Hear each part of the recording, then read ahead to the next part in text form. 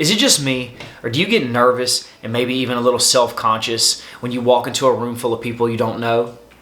Of course it's not just me, because it's happened to all of us at some point. And it is completely acceptable to get nervous and even a little anxious if you're about to do something like deliver a presentation or give a speech in front of a large group of people.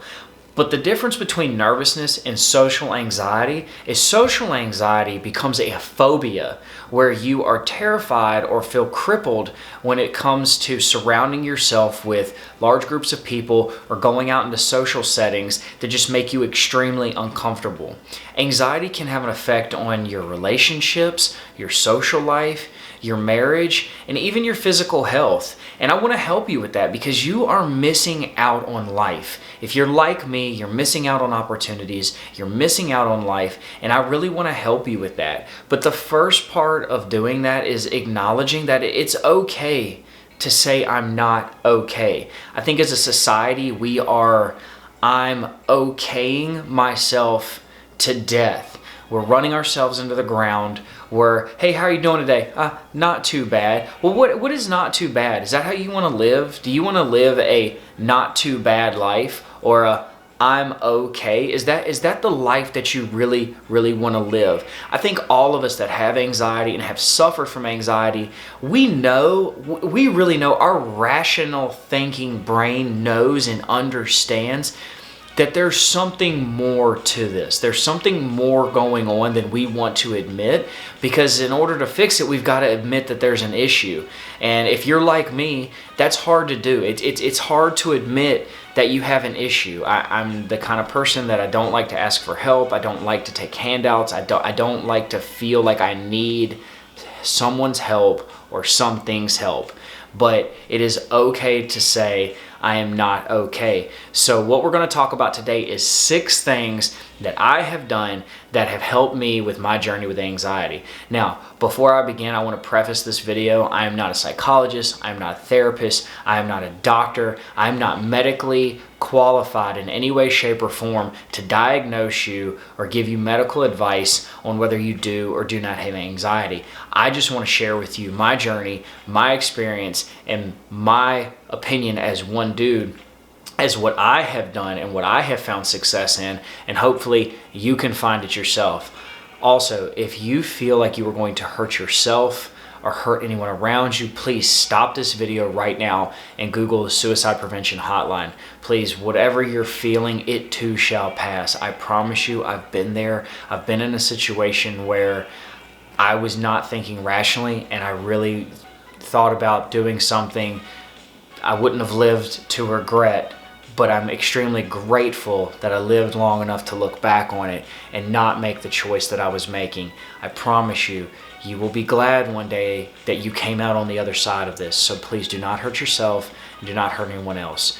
Call Suicide Prevention Hotline, seek help. Now, let's get started. Tip number 1, identify your triggers. New social settings, being called on at work, being acknowledged for success, being asked something in school, asked to get up and give an answer. Any type of recognition, being the center of attention, all of these things can trigger anxiety. I hear you. I hear you. That doesn't always have to be the case. Believe me, I've been walking down the street and it's like the wind blew too hard and all of a sudden I wanted to go home. My anxiety kicked in. I didn't want to do anything anymore. But I think more often than not, what we find is that we all have triggers. So what I would encourage you to do, get a notebook. I'll put a link in the description below for a notebook, something you can get on Amazon, something small, something cheap you can carry with you, and take some time to yourself and be honest with yourself. Identify what your triggers are, because when you know what your triggers are, then you can start thinking through what you can do to move past them. But you can't do that if you don't know what they are. Then when you know what they are, you can say, okay, going out to a new restaurant that I've never been to before gives me social anxiety because I don't know who's going to be there. Okay, so now write the pros and the cons down. What are the pros of going and having this experience? What are the cons? Does the good outweigh the bad? Are the cons things that I think are probably more hypothetical? Odds are they're probably not going to happen. If any of those things do happen, I've already thought out in my head how I can play out the scenario and how I can move past it. Okay? Tip number 2, control your breathing. What happens is when the anxiety kicks in, you start hyperventilating, you start taking those short, shallow breaths. So what happens is that elevates your heart rate, and then your adrenaline kicks in, and then your primitive brain takes over. Your fight or flight mechanism starts to come into play. And if you're like me, my fight mechanism takes over, and I'll start lashing out at anybody around me. Unfortunately, that's included my wife many, many times. Sweetheart, if you watch this video, I love you. Thank you so much for being patient with me. Shameless plug. Okay, but understand that your fight or flight mechanism is going to take over. Have you ever heard someone say, I was so angry I couldn't think straight? There is science behind that. What happens is when your fight or flight mechanism takes over, the blood in your body starts flowing extremely heavily to your limbs, your arms, your hands, your legs, your feet. Because what happens is you're either going to run towards the danger to eliminate it, or you're going to run away from the danger to get yourself away from it. So that your body needs those extra resources, that extra kick of adrenaline. Well, what happens is your rational thinking isn't possible at the level you normally do, because the blood moves away from the brain and into the body. That's why a lot of times when you calm down, you don't understand why you weren't thinking rationally in the first place. Well, because now you've calmed down and the blood has returned to its natural state of flow, and now you can critically think, you can analyze the scenario. So what I encourage you to do is concentrate on your breathing. Big breaths through the nose, out through the mouth. Repeat that over and over again. Why through the nose? The reason through the nose is because it delivers the oxygen to the brain that much faster. The faster you can get the oxygen to the brain, the quicker you can calm down, you can start to control your heart rate, and then you can start to relax. Something else that really, really helps with that is if I tell myself, 5 minutes, this is over. In 5 minutes, this is over. In 5 minutes, this is over. Because if I know that there's an end, then I can focus on that end, and instead of focusing so heavily on the attack that I'm having, yes, an anxiety attack, the attack that I'm having when I realize this is going to end, this is going to end, I have that to look forward to. So instead of solely focusing on the fact that I'm in the middle of an anxiety attack and I'm freaking out, I can think, okay, I can literally pull up a timer on my phone and I can watch it count down, and I can start to think, okay, this is coming to an end, this is coming to an end, and almost every single time, it almost always comes to an end when I think it's going to. So again, breathe heavily, tell yourself this too shall pass, and you'll be surprised at how quickly that helps. Tip number 3, challenge yourself. Small baby steps, right? So maybe it's something like this.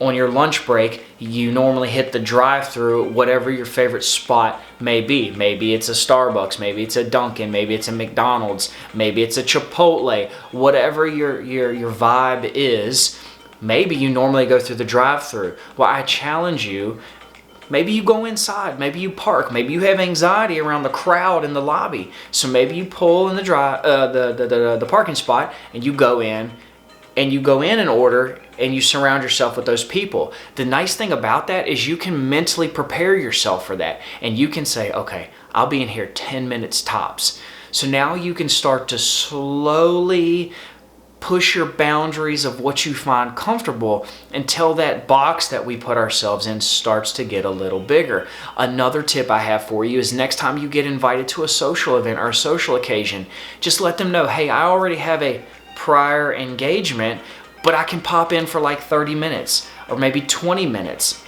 Now, I want to be clear here. I'm not being an advocate of lying, but what I'm doing is I'm giving you an opportunity, and you're giving yourself an opportunity to push the boundaries of your comfort. So now you know if you are feeling anxious, hey, in 20 minutes, 30 minutes, I'm going to be gone, and I'm going to be able to go back to my house or wherever my comfort zone is, and I'm going to be able to do my thing. Or what may happen is you may find yourself getting really, really comfortable in that scenario, and you may find, you know what, this is a whole lot better than I thought it was going to be. I'm having a great time, and then all of a sudden, whatever that prior social engagement was, maybe it all of a sudden got canceled, and you can stay longer than you thought you were going to. So just because you had the engagement doesn't mean the engagement can't get canceled. Again, I'm not encouraging you to be a liar, but these circumstances are different. And sometimes desperate times call for desperate measures. And your real friends will understand. And if they don't understand, they're not your real friends. Tip number 4, read a good book. I really, really like this one. This is called Can't Hurt Me by a guy named David Goggins. I'll put a link in the description below for this particular book. There's a ton of them out there, but I've read this book 3 times, and every time I learn something new. I'm not going to go too far into it. Again, all the information will be in the link. You can check it out. You can see if it fits your flavor. But it's an awesome book about a guy who went through a really bad way for a long time, and he figured it out when there wasn't a lot of stuff like this on YouTube. These types of platforms weren't really out there, and he had to really do a lot of work to figure and learn himself out before there were a lot of people talking about mental health and social anxiety and things of that nature. So he had to figure out what worked for him. Maybe some of what worked for him will also work for you. Tip number 5. Maybe it's time to seek out a little bit of help. Maybe it's time you seek out a therapist. Maybe it's time you seek out a doctor.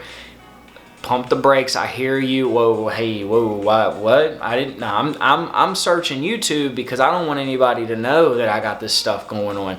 Well, guess what? A therapist is not your parents. It's not your girlfriend. It's not your boy. It's not your girlfriend. Like the girl, lady friend. You're a girl, your girlfriend. You get what I'm saying?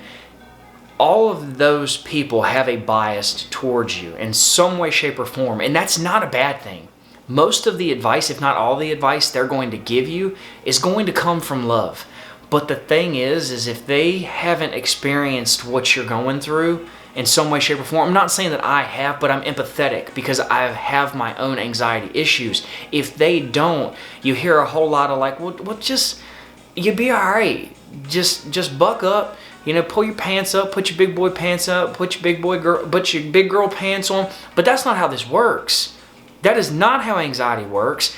And that's just the frustrating crap that makes it even worse, because now you feel like you're on Anxiety Island all by yourself. And that's where you typically feel when you're having the attack. So then when you're in a tranquil state of mind and you're trying to talk to somebody and all they're telling you to do is, dust it off, kiddo, you'll be fine. That just makes it worse. Because then that makes you feel like you can't talk to anybody, and that's the worst place to be in. A therapist is somebody who's going to get paid to not have a bias towards you, to tell you what you need to hear and not what they think you want to hear. And best off, they're going to listen, right? And they're going to help you have a new perspective. I don't know if you've ever heard the phrase that tired eyes hardly, ever see a new vision. Well, it's the same concept. They're going to give you a perspective on what you're dealing with that you may have never heard before, and you would be surprised how a little bit of change in perspective can change your outlook on life. And that's what this is really about, is changing your outlook on life. Because if you can change your outlook on life, that will drastically help you with your anxiety, with your triggers, and the frame of mind that you have. And number 6, last but not least, is be open-minded to medication. And I don't mean self-medicating, right? I've done that too. With the recreational stuff, I've never gotten into the hard stuff because I have an addictive personality. Addiction runs deep on both sides of my family. It's in my blood. And I have no doubt that I am one hit away of a hard drug from probably ruining my life. So I stay far, far away from that stuff for that very reason. Curiosity killed the cat. Well, curiosity would probably kill Cody. So I stay far, far away from that. Drinking, just drinking in order to want to feel social. Drinking in order to feel comfortable enough to be around people, have people around you take the edge off. You got to be careful, because that's how alcoholism comes into play. That's how addiction comes into play. And I hear what you're saying. Well, opioids and things of that nature have completely thrashed America and its citizens. I'm not saying I disagree with you, but a low dose, a reasonable, manageable dose of a softer prescription to take the edge off, I don't see anything wrong with that. Like I said before, it is okay to say, I'm not okay. Don't okay yourself to death. Don't I'm not bad yourself to death. And here's one final word I'll give you on perspective. If you were walking through the forest and you were just walking along and you're just doing your thing, and all of a sudden you fall in a hole and you fall in a pit and you can't hardly see the light above your head, you can hardly hear the birds in the trees anymore, and you're looking at the top of that pit and you have no idea how you're going to get out, and you are fighting and you are digging and you are clawing tooth and nail trying to get out of this hole, and all of a sudden you hear somebody say, "Is there anybody down there?" And you yell, "Yeah, I'm down here." And they say, "All right, I'm going to get you some help." And all of a sudden a rope comes just flowing down into this pit. And they say, "Grab one. I'm going to help you get out of there." Are you going to say no? Are you going to turn your nose up at that rope because you're too big for that? You're too good for that? You're above that help? Maybe this is apples and oranges, but I don't think that it is. My opinion. No, you're going to take the help, right? And I'm not saying you grab on that rope and you just let that pull you all the way out. You got to do the work. You got to work on all these other things I'm talking about. But, right, it's okay to need some help. It's okay to have that rope anchored into the ground so you can climb out of that hole and get to a better place. Now, again, I really want to emphasize this. I am not a doctor. I am not a psychologist. I am not a psychiatrist. I cannot medically diagnose you.